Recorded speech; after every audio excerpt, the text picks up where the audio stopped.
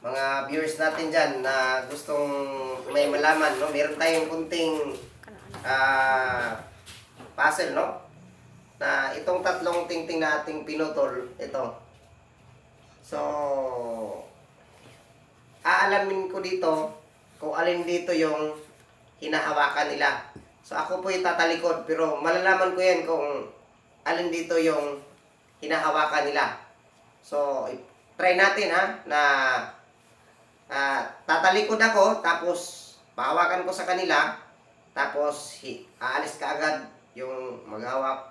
Iwan lang tong tingting, no? Alamin ko kung alin dito yung hinahawakan ng sino man.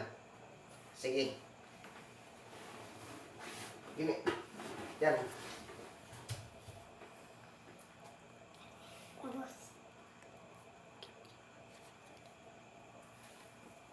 Sige. So, sandali, analyze muna natin kung alin dito.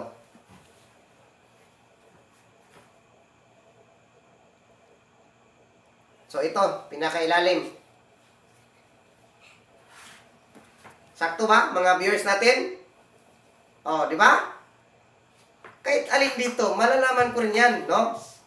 Sige, kung ayaw niyo maniwala, sige, tatalikod ako ulit. Ha? Malalaman ko rin yan.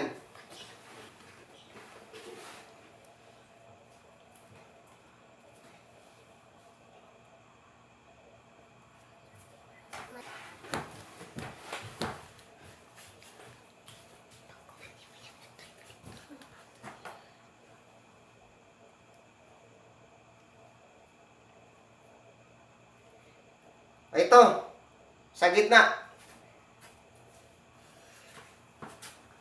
Tama ba? So, mag-comment kayo kung mali o hindi, no? Kasi, ang pagkakalam ko, ito yung hinahawakan o itinuro, no?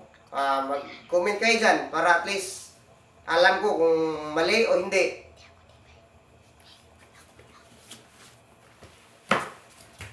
So, ngayon, tatalikan ako ulit para at least mayroon kayong idea kung tama o hindi, no? Para nilagyan niya ng marka para walang marka yan, ha? Sige, gagalawin muna natin. Walang marka yan, no? Kahit titingnan nyo, yung tatlo na yan. Pareho lang yung haba niyan. Kahit sabihin natin may marka pa rin yan, hindi ko pa rin malalaman kung alin dito yung itinuro kung kahit sino sa inyo, no? Pero bakit alam ko? Ha? Sige, balik natin ulit. O, di ba? O, ibahin natin yung paggalagay. Sige, tatalikod ako ulit, tapos aalamin ko kung alin dito.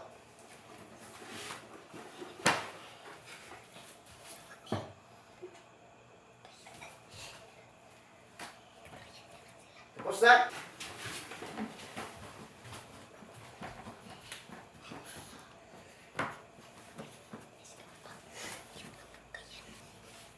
Ito, binalik sa ilalim. Yung sa ilalim, tama ba? O, di ba? O, sige, try nyo, subukan nyo kung mahulaan nyo. O, try nyo yan, no?